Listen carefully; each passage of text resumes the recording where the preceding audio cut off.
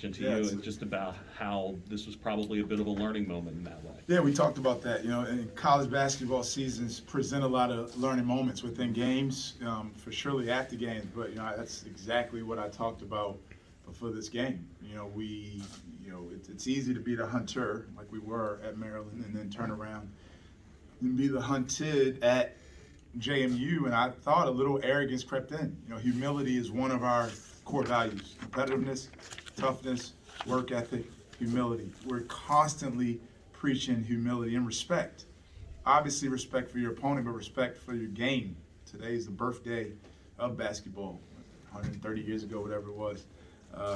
You can never walk out there with any type of arrogance, because the game will not reward you. And we were that. I mean, we put on a beautiful display at Georgia of driving and playing off of 2 feet, making passes, creating scoring angles from our discipline on offense. We were arrogant with some of our drives tonight, going in there off 1 foot, jumping in, trying to create stuff. We're not a selfish team. We're not a selfish team. We're not a selfish group. There is no one guy. The go-to guy on our team is the open man. But I think Ronnie Polite gave us some really good spirited minutes the entire game, and down towards the end especially. Some really good, powerful drives. He just has a spirit about him that you'd like to see as a coach. He has a handle on the game at all times. Wanted to ask about X as well, and just the overall play that he had: 6 assists, no turnovers, and seemed to be in fairly firm control of what you guys wanted to do. Yeah, it's 15 assists the last 2 games. He may have had 1 turnover at Georgia, maybe 15 assists in 2 games is impressive for him. And I think Ronnie, obviously having 2 guys that can handle the ball on the court is great, but I think Ronnie elevates X's game as well, because they learn from each other and feed off of each other. They can get on the ball, off the ball, and they both can guard when they're locked in. But X was really good. Hey, Coach, at times tonight it looked like you were imploring them to keep pushing up the pace.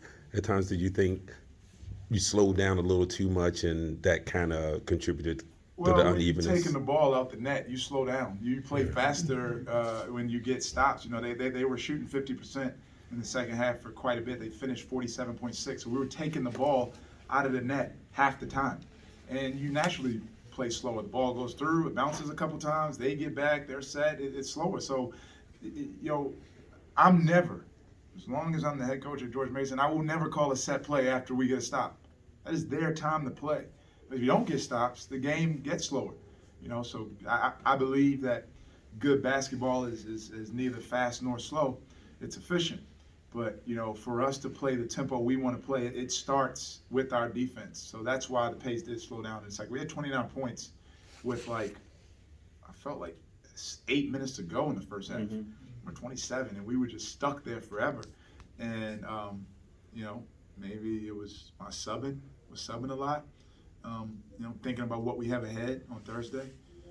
So we're getting there. Anything else for Kim? All right.